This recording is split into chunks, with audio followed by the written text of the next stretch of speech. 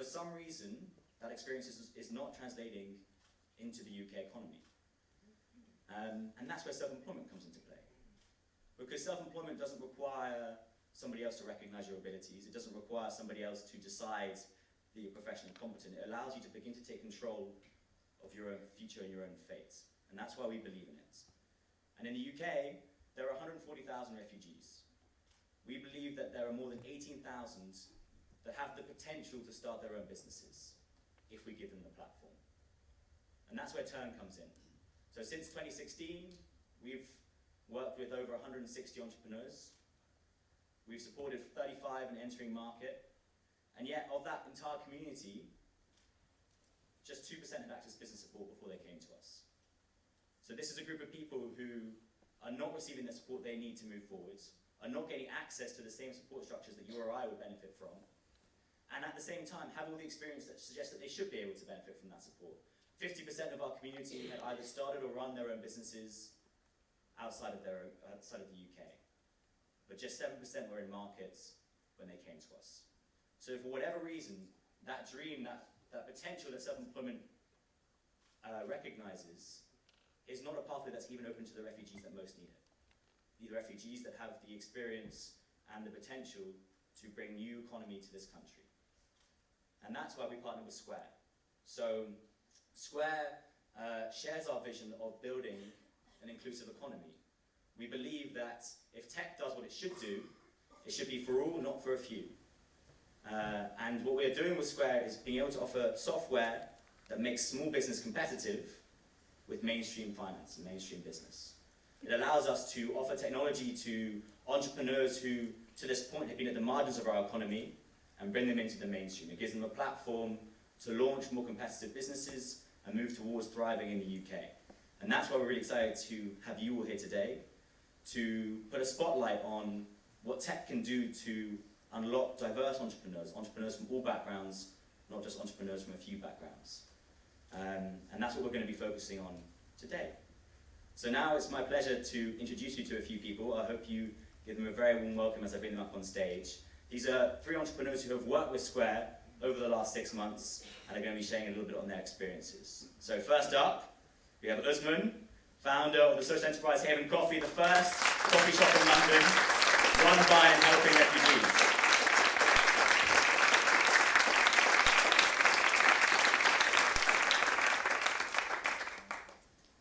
Next up we have Najla.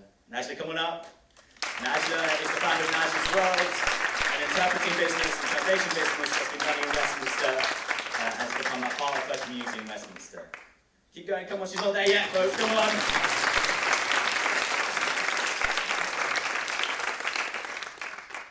And lastly, we have Mustafa, the founder of the first Uzbek pop-up, street food pop-up in London.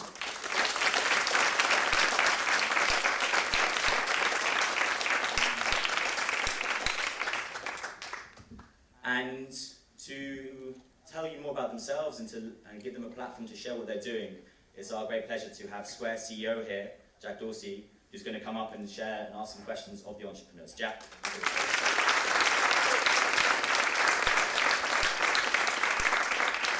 I'm now going to hand over to Jack, and thank you all for coming. Okay. How's everyone doing? Good morning. Okay, so I thought we'd start just very simply. Start small, so maybe we start just by talking about each one of your businesses. What is your business? Start with you, Usman. Yeah, hi, hello everyone. So basically it's a very simple idea. The idea is basically in a nutshell is to have a social enterprise where we try to serve ethically sourced quality coffee to the communities, local communities, with the social mission of supporting other refugees through different means. There are like 2 main strands of that mission. One is to give barista trainings to refugees so they will be more employable in the society. And the other strand is to promote refugee artists, because I personally believe that through arts and culture, there is no other better way to integrate into a society, to bring communities together, than through arts and through culture, which is it's a backbone of any society. So that's the basic idea behind Haven Coffee, and we're working towards it. Good morning. My name is Nadia, and my business is interpreting, translation, and secretarial services. I start the business name is Nadia's World, and it's to help people who have a language barrier to access services, to communicate, and to integrate. And I noticed when I arrived in UK in 1991, I noticed that many people are struggling with the language barrier, and they don't access opportunities or services as they should, as they don't understand even the law of the land. And they're struggling in daily transactions. So I decided to run this business to facilitate between service providers and service users, and to bridge the cultural gap, and to help people to integrate in the multicultural community of United Kingdom.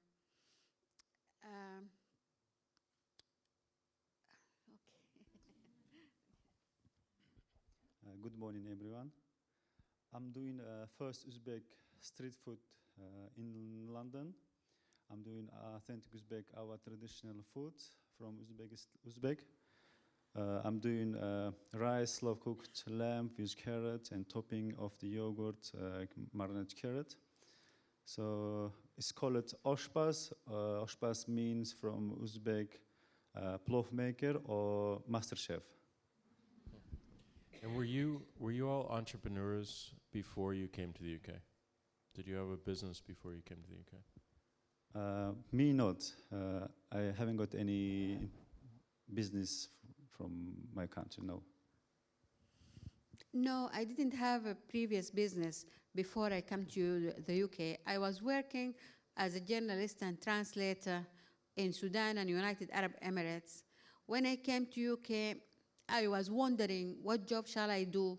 Admin job. I have admin experience and masters in public administration. And shall I do journalism? I had a journalist background. Shall I do translation? Then when I looked at the market and saw the people struggling with the language barrier, I thought, okay, let me go into interpreting, translation, and do some admin work, like filling forms, writing letters, reading letters, helping people writing complaints and such things. So I started the business in 2005 to provide those services. Yeah, so basically same like these guys. I never had any experience in doing any sort of business. So yeah, never had. And why was it important for you to start your own business? Why did you start in the first place? To be my own boss, basically, because one of our professors when I was doing my degree, he said that there is nothing better than to be your own boss, and so the idea of starting something of my own was from some time in my head, and but I was not able to implement that idea. I didn't know the ways to do that, so that's why it took me so long. And other than apart from the other hurdles, this was also a big challenge for me, to the starting point, where to start from. So that's why it took me so many years to start something of my own. But I always had a idea that one day I will have something of my own as well. So yeah, that's. It was a dream to have my own business. I wanted to be the boss of myself, and I also wanted to utilize my skills, my education, and my experience in doing something which helps the community and serve people. So I thought of creating a company Najla's world and providing all what I have in my skills and experience to other people. Actually, it's like good questions. Why you want to start own business? When you get an experience day by day, you're thinking about how to improve your skills yourself. When I was child, my father and my grandfather was also chefs.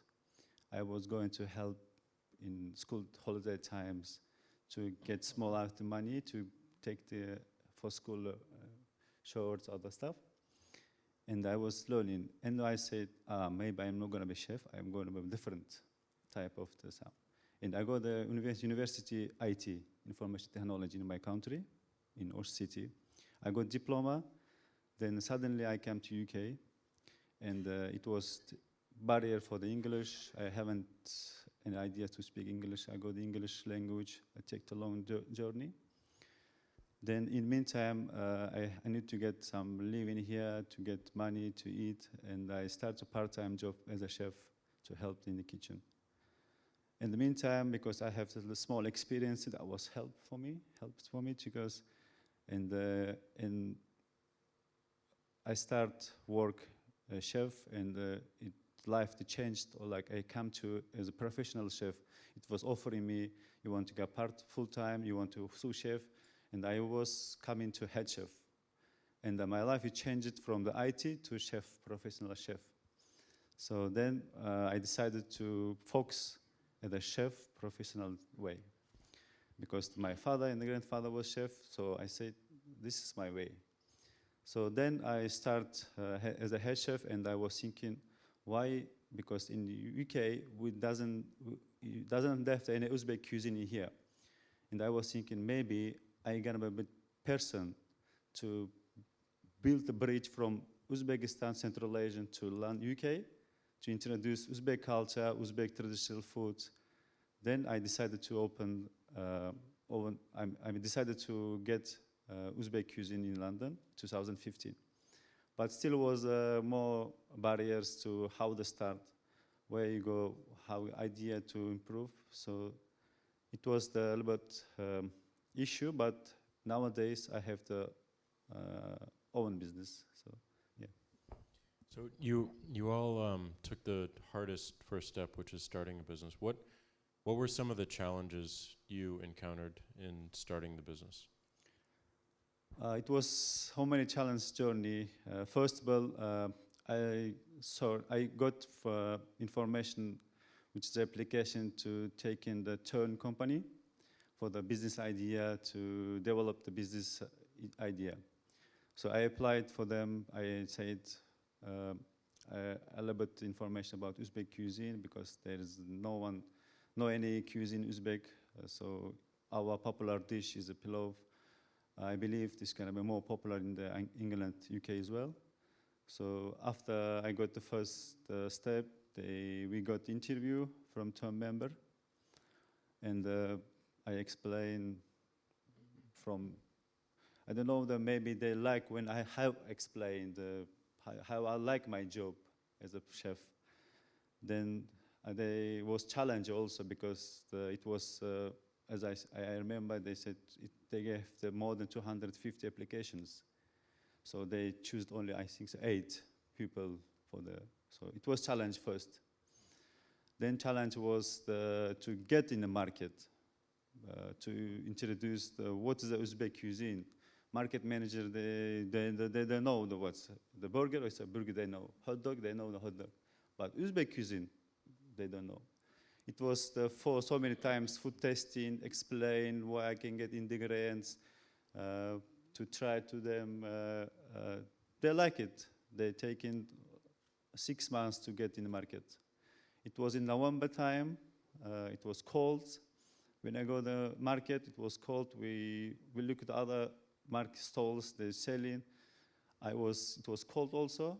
I was staying close to pot because it was hot there. They look to people. They try to, can you try to test up? Because they look at the Uzbek cuisine. because there is most office people than tourists. It was very hard challenge in the winter time. So yeah, nowadays in summer we either raining, either cold. We know I am not feeling because we are busy. Yeah, many challenges. First of all, it started from scratch. And when I started the business, no premises, so I was working from home, no capital, so I was working as many jobs to support my business, to finance my business. No access to funding because I have very bad credit. And I couldn't promote myself because I don't have a premises, I don't have a place to invite clients to come and I see them. I was concentrating on going on sites and interpreting, really, so I didn't do the secretarial services in the beginning until slowly I started to build myself. I rented a desk at Vital Regeneration, and I run my work from there. And I tried to also to develop myself and to study a diploma in public service interpreting, to join professional bodies like the Chartered Institute of Linguists, and that was all money and studying and hard, difficult things, challenges to succeed. And slowly, until we met TERN, and it took us from there. Yeah, so well, basically everything was a challenge. Because I didn't, I knew that I had the idea that what I need to do, what the business model should be a rough idea, but I didn't know where to start from. I didn't have any training even as a barista. I didn't know how to make a coffee even, how to pour a shot, how to do the practical aspects of the operational aspects of the work. And another challenge, the biggest, which was the biggest of them all, was time management, because to run my bread and breakfast, I had to work somewhere else also. So working somewhere else and then giving time to develop your own idea was, I think for me, it was the biggest challenge, because I was doing my MSc also, and I was working as well, and then I was doing some other stuff, some volunteering as well, to learn how to make a coffee, and then on the top of it, then giving time towards my business to develop the idea. So the time management was the I think biggest challenge in the start. So but now with the time I'm getting used to it. So yeah, that was it. What more do you need from technology or the financial industry to help you? Well, I already knew that at some point I will require a payment method. I need to have some sort of device where I can, I'll get payments through cards and stuff. So which I'm using now, of course, Scare. I'm not sure what other technology, because it's different for different businesses. So at the moment, for my particular social enterprise, for my business, I don't feel like anything more very tech oriented. It's not very tech oriented. It's more like very social interactive rather than tech interactive. So, and I'm happy with like what I'm using at the moment. Like not because I'm sitting here, but but yeah, no, because it's fulfilling my purpose at the moment. Maybe in the future, maybe in a year or two, maybe I'll go to develop some like apps kind of stuff. But at the moment, like it's totally fine with me. Yeah. Thank you. I was lucky to meet TERN because I was interpreting for a workshop, and it was for Syrian refugees who want to access businesses. And I heard Charlie speaking about TERN and the possibilities and the business support, and I approached him immediately saying, oh, I'm from a refugee background, I need support. And he gave me his contacts, and I started with TERN. So that was an extensive, a very big help, a very big support, because I get help with reporting, help with business growth, help with drawing my cash flow forecast, and also with accessing funding, because all through the years from 2005 until 2018, I was hoping to get funding for my business to grow. I was at a standstill, just keeping my files, but I couldn't promote myself well. So I accessed funding for the first time during those years.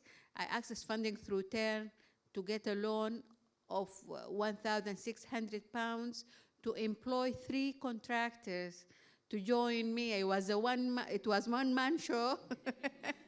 I was working by myself, and now I have 3 contractors working for me. One of them is an advisor also, a consultant advisor, and 1 advocate and 1 admin manager. And also they connected me with Square, where I got the payment method of cards. So I am competitive with big companies now because I can take cash and card payments. And I wish we could expand more in getting loans and getting financial support. And also I want more technology to help me with my business. Actually, to cook the food is different. If you come to sell, it's different. We have to sell, but for sell, we have to, of course, you need to support for technology side, like payment or marketing, social. So, how I say it, we need to more support technology, because nowadays technology is more important for the developed business and the marketing side. So yeah, at the moment Square is more helpful to get the fast payment. So that's all. Can you share the differences between doing business here in the UK versus where you all came from, your countries? Difference, as I said, when my father was chef, I looked them, because in our country too hard to work as a chef. When he's going to job, it was dark. We can count stars. When he's coming, he count the stars, because that means he's going to early morning to go home. Work. He's coming too late. That's why I decided maybe it's difficult to be chef, because like save life. In the UK, it's totally different, because you have to take break. You can make the shift. So yeah, holiday payments. So there's a different. That's why my life is changed, totally different from UK. So I'm very happy to be the chef. I'm very proud of myself to be the chef, to be the introducer, because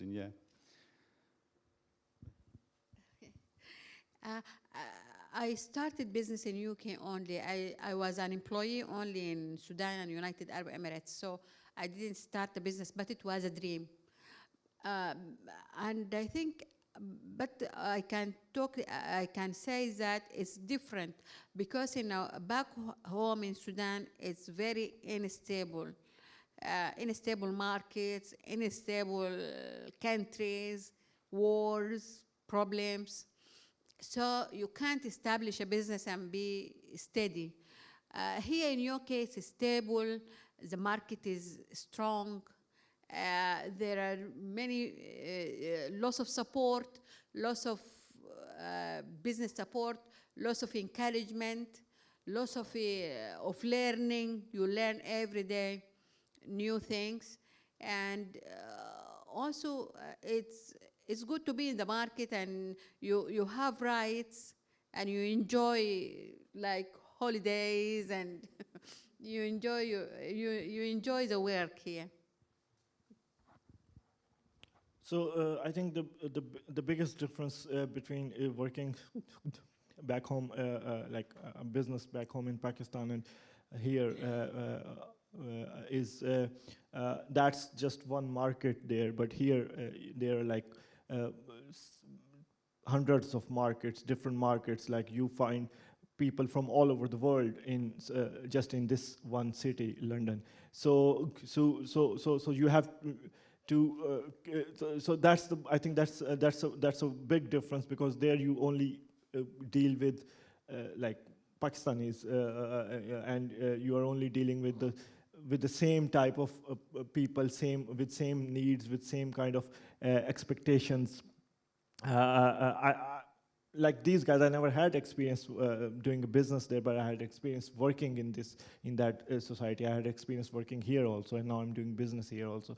So that's I think the biggest difference. Then that it's a bigger market here. You see so many different people.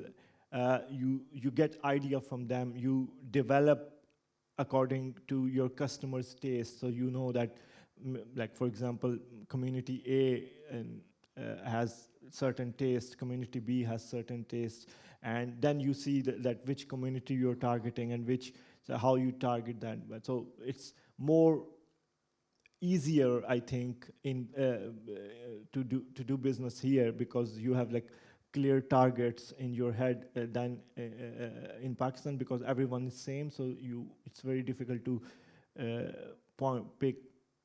point the targets, the segments out in a society like that one. But here you can easily segment your targets. So I think it's like, do I make any sense? Like it's like that's the biggest difference, I think. And as you look 5 years out, where do you want your business to be? What does it look like? How does the dream expand? So still we are very new. I'm still looking for a permanent location. I'm just going to the events, doing events and stuff. But Heaven Coffee is not just a coffee shop. It's an idea. It's a concept. And so if you're just talking about 5 years from now, so I'm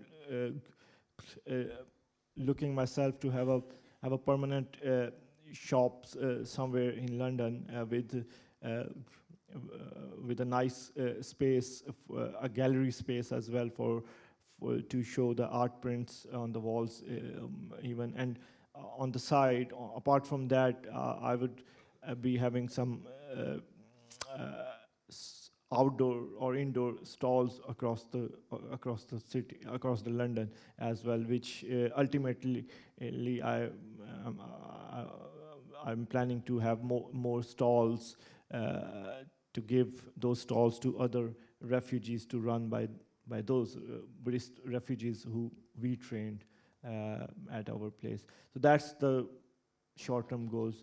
And if you are asking long-term goals, then sky is the limit. Like we want to go, hopefully, like covering across the UK first, and then we'll see. Yeah. We are currently serving Arabic-speaking population in London. In 5 years, we wish to expand to other speakers of other languages. Already the 3 contractors who are hired last month speak Amharic, which is Ethiopian language, Tigrinya, which is an Ethiopian language, Italian, and Urdu, and Swahili. So we have now like 5 languages to expand and work with, and we wish within 5 years we expand to more than that, like 10 or 15 languages, and we provide service to wider communities. We also started this year, last year we started a partnership with Westminster Adult Education Service. We introduced a new service, which is community learning. We provided workshops on health and well-being to Arabic-speaking audience with interpretation. So we want to expand more in community learning, integration, and other services.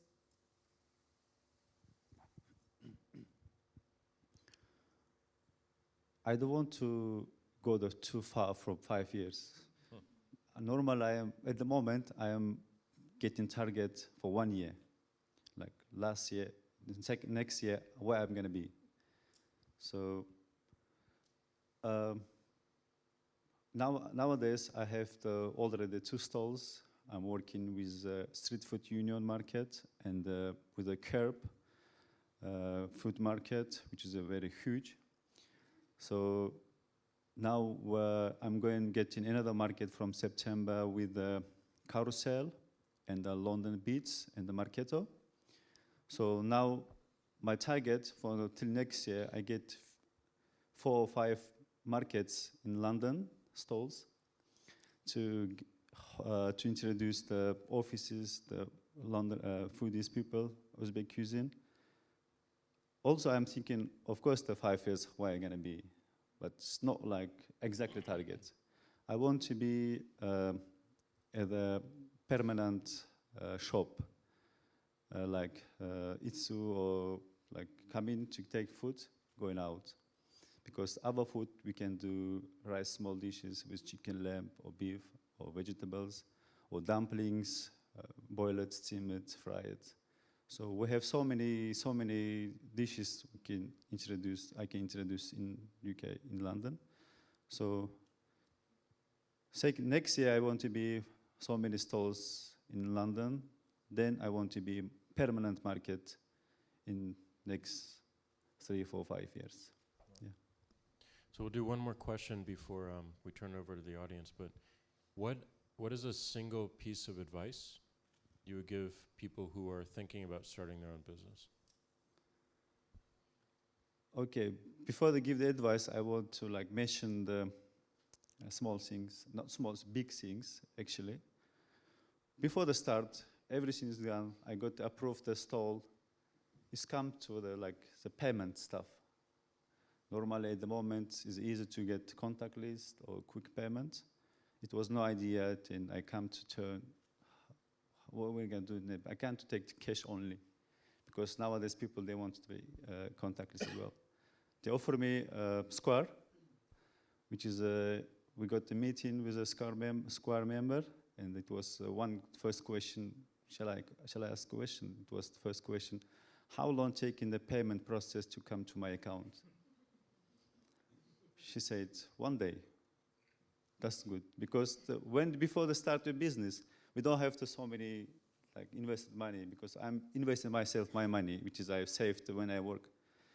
It was good to buy when the money come, you need to buy again. We invest for my stall. It was very, very successful for me. That's why I sign up, and I can how I work the Square, because the fast payment in stall, we have 2 hours to sell the food. That means we need to take the fast service, fast payment. Nowadays, we take in 1 minute to serving. that means 30 seconds, 1 pupil. That means square, when the contact is coming, showing the, like, maybe not 1 sequence, approve it or decline it. That's good because the square is very, very fast, coming to fast service for us as well. Because when you go to other shops, before they start business, when they put the contact list, they said, wait. We waiting when they approve the comment paper, approved or not. Now Square is different. If they want to like invoice, that's easy to type the email address, just send straight away. You see the email, the approved invoice coming? So that's why is the fast service, a fast payment. Square is very, very helpful at the moment. Because we, another experience, it was a festival last week. It was, Easter holiday time. We served more than 600 people in 4 hours. I have the 2 score machine, 2 payment. It was the more faster payment than service. Because we take the, it's good because first we need to take the payment. Then we can serve the food. Payment is important. Yeah. If the payment done, they're gonna wait the food. So it was the very helpful. Thank you for Square. For advice, in my grandfather, when I was working, it was lazy. I'm a child. I'm lazy. I'm doing slowly, cleaning or peeling the carrot. My grandfather said, Muzaffar, if you want to be chef, or if you want to be doctor, if you want a teacher, you have to love your job. You have to be, how can I say? You have to love your job, and you have to be fast. I can't find the word, but he said, you have to love your job. Then you're gonna be most popular in your what you're doing, or teacher, or chef, or that's doctor. So I keep that in mind. Then when I start a chef, then I remind, oh, I like my job. That's why I am the most. I'm proud of myself because I keep his advice. I like my job. I'm doing my job with love. So then giving the people, that's what they like. So my advice, when you're doing what you're doing, you have to be, you have to love your job, and you go through with your target. My advice to new entrepreneurs is to be patient, persistent, and optimistic, to search opportunities and never give up. Because I started in 2005, and for 14 years I'm trying, struggling, ups and downs, nearly bankrupt. Then I get up a little bit. It was very difficult years, but I insisted to continue until I found opportunities, and you need to grasp them. Like when I met Charlie, I ran towards him, and I said, yes, help me, I need support. I'm a refugee. So it's very important that you grasp opportunities because there are many facilities, lots of opportunities in this country. It's the land of opportunities. There are lots of help out there. There is lots of support out there. You just need to access it and to be resilient and strong, not to give up. Yeah, so I don't think I'm in the right shoes to give an advice, but we all have like different stories, different backgrounds, and different. But one thing I learned over the past 8-9 years of my struggle, which shaped up my thinking in where I stand now, is that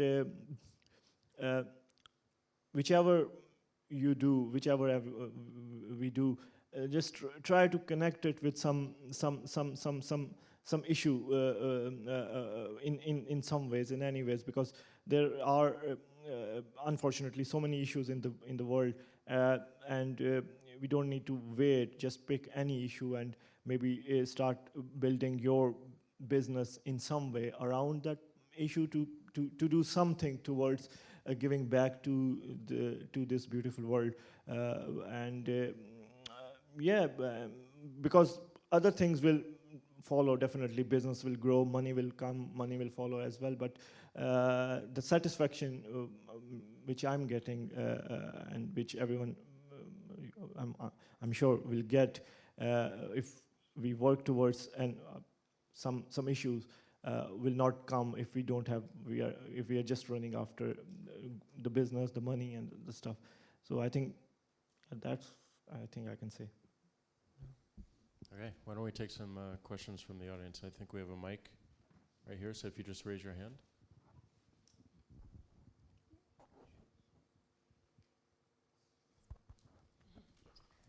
Hiya. My name's Kat Divers, and I've started a not-for-profit website called mypickle.org. So I know how difficult and like how painful it is to start something. It can be so difficult.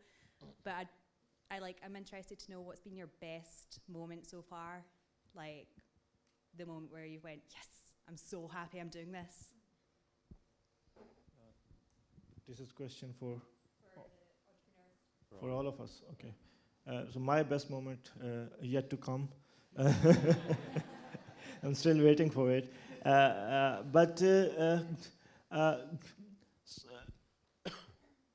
everything is, I'm being very fortunate. So I've been to detention. So that was not the fortunate bit, but after getting out of detention and getting my refugee status, I feel lucky because every day I'm meeting so many beautiful people. I'm getting so much motivation and support from people such as TERN and such as you guys, Scare, and there are so many other people. So if I just name one moment or one thing which was very good, I think I won't be. One of the moment which is not like business related was when I started my degree. Like it was my dream to, one of the dream to have a MSc in marketing. So when I started, and that was like, I think it was good. And then when I registered my business, when I did my first business testing in February, it was the first biggest event I did. And after that, I did that at MNST, where we served like more than 150 people. That was the first time I did something of that scale. So after that, I started believing myself that I can do this. Before that, I was not 100% sure. I was thinking that whether I'll take it slow, whether I won't be doing it right, maybe I'll change something. But once I was there, and after the feedbacks of people, and once I was successful doing that, so that was a bit satisfaction for me. And then when I decided that, yeah, I can do that. So yeah, that's. My best moment was when I hired my 3 employees. I felt good. I felt I'm growing and things are getting better for me. And I also felt that I'm supported.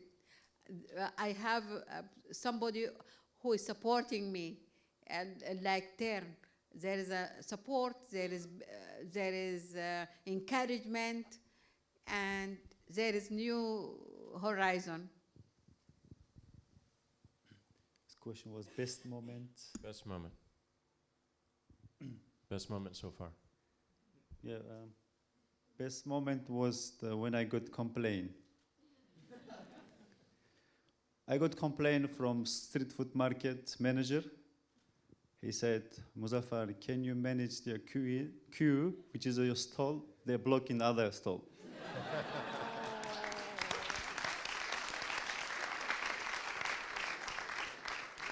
it was one was I was happy because my queue is so many, but the another one is blocking, but still is, for me is the best time. Then I come to people there, please can you move the queue in this line up this side? Of course it was best moment.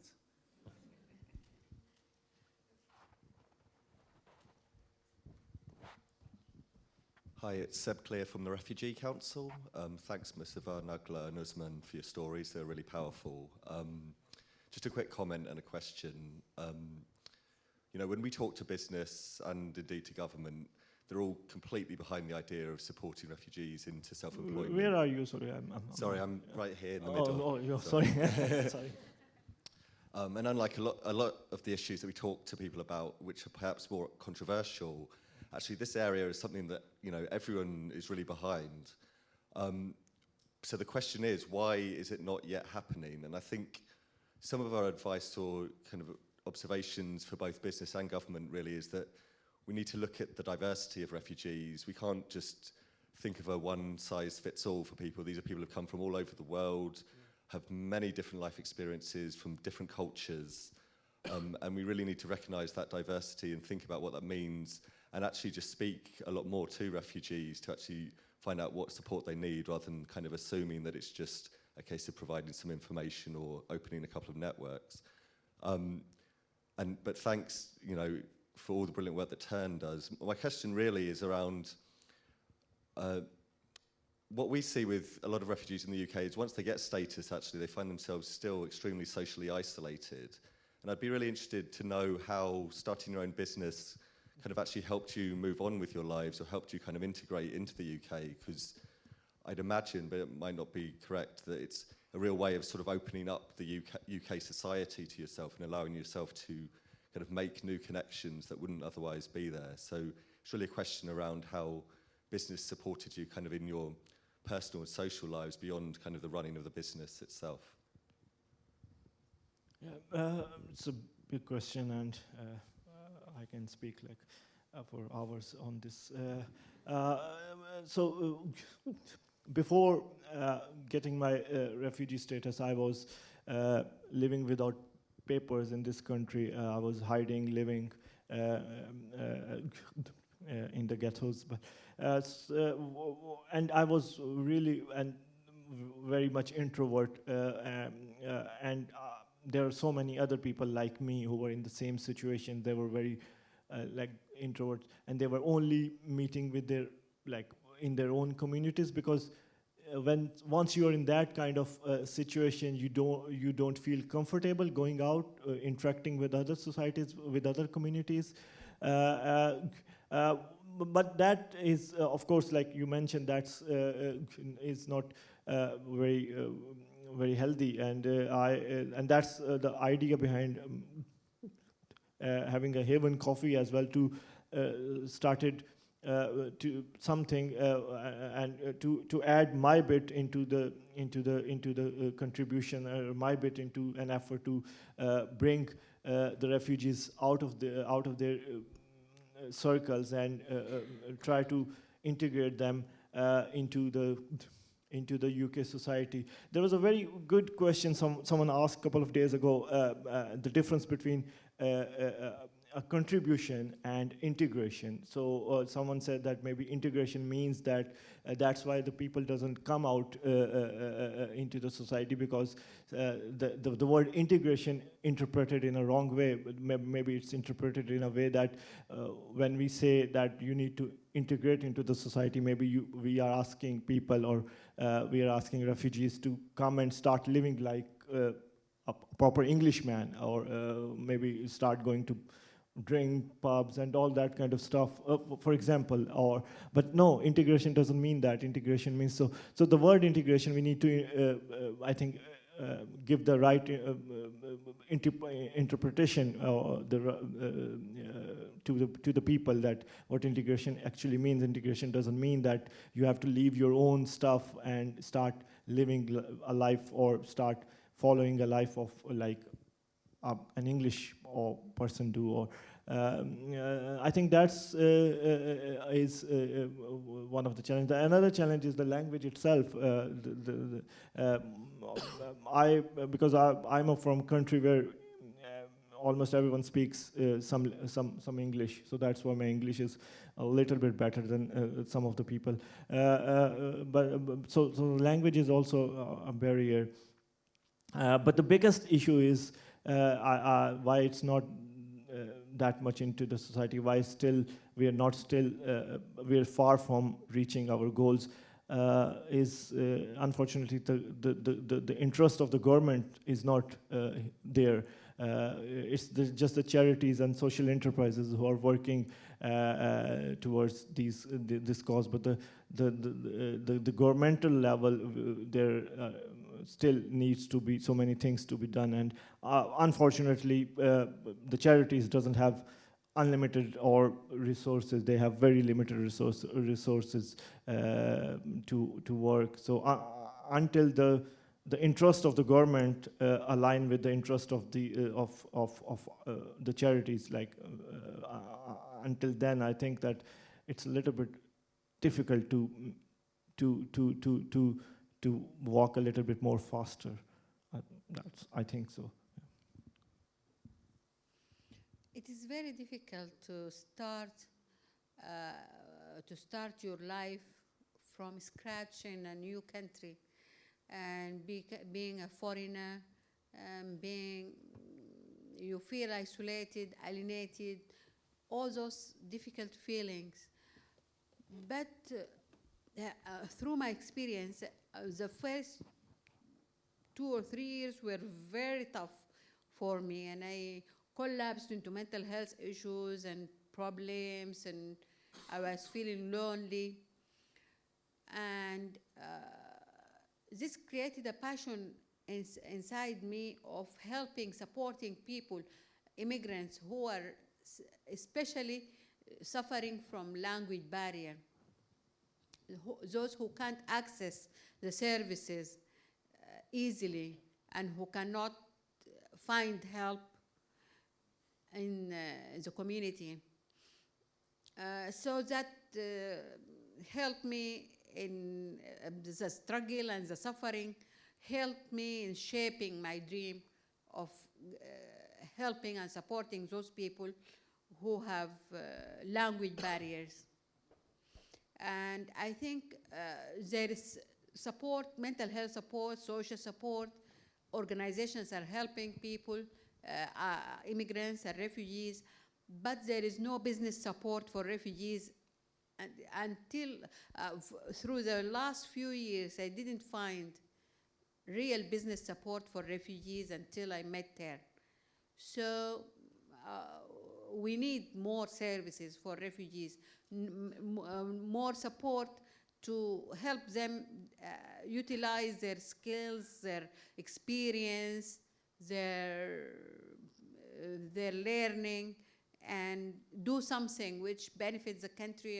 And I think immigrants are enriching the community in any country they live in. First of all, I want to thank you for the Refugee Council, because I was a client for them, Refugee Council, because they helped me to go the course, English course, to lesson, and they helped me to bring my family. They helped me to go to my kids to school for the advice to way to. So that's why you can proud of me, because first I was your client. Yeah. So well, that's right. Of course, I was open to, as I said, to the Refugee Council. First, I want to go to school, learn English, bring family, other advice. So if you open, of course they can help us. As a TERN, I was open to my idea, to what exactly advice or adaptation, other stuff I need. So, as I said, thank you very much for the Refugee Council. Okay. And I want to thank you all for sharing your story and also inspiring so many entrepreneurs and so many entrepreneurs to come. You faced amazing challenges, but you will see your businesses grow beyond your dreams. So thank you so much for sharing your story, and thank you all.